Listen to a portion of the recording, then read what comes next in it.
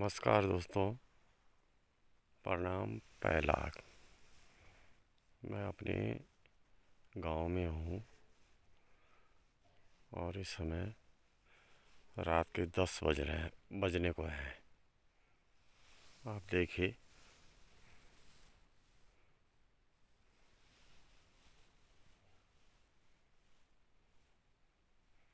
ऐसा लग रहा है ये जो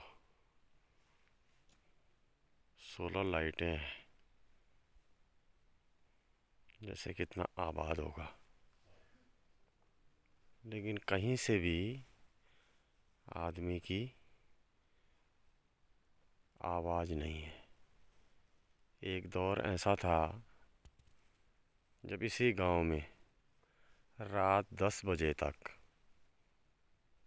बच्चों के आवाज़ें, रोने की, हंसने की, चिल्लाने की, माँ बापों को बच्चों को डांटने की, तमाम तरह की शिकायतों की, तमाम तरह के काम न करने की, नकारेपन की जो शिकायतें होती थी माँ बापों की, वो इतनी ज़ोर की होती थी कि एक घर से दूसरे घर तक सुनाई देती थी।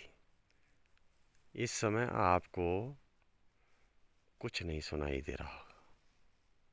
एक दौर में ऐसा भी था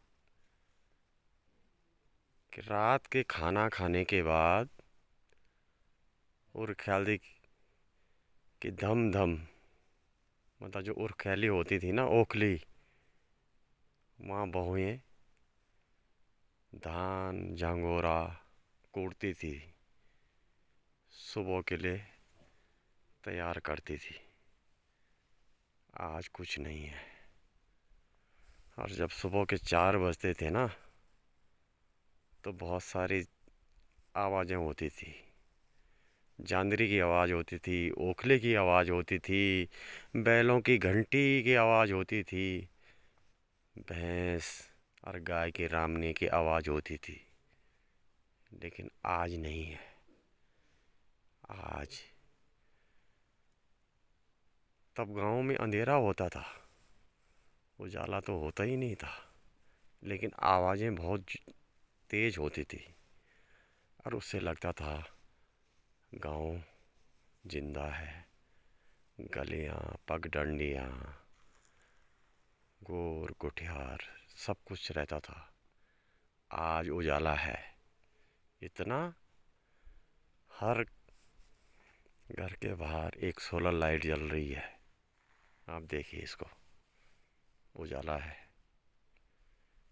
लेकिन कहीं से भी आपको आवाज़ नहीं सुनाई दे रही होगी